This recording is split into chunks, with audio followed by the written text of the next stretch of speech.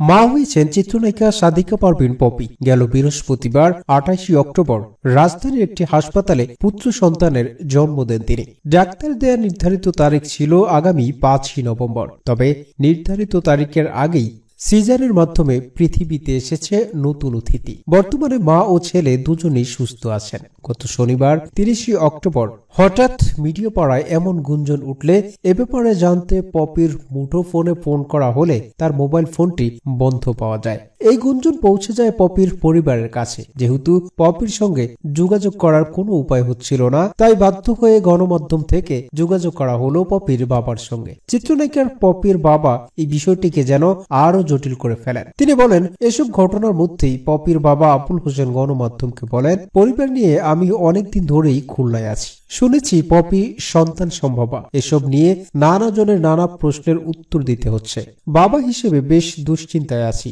আমি বা আমার পরিবারের কেউ এ বিষয়ে কিছুই জানি না।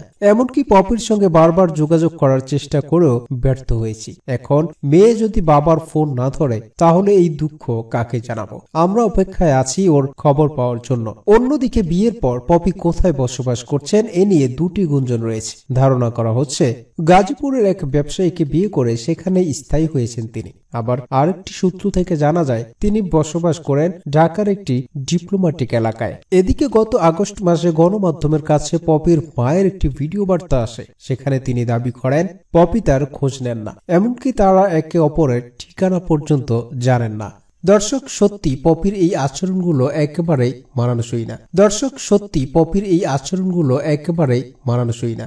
আপনারা এই নিউজটি নিয়ে আপনাদের মূল্যবান মতামতগুলো কমেন্টস করে জানাতে ভুলবেন না।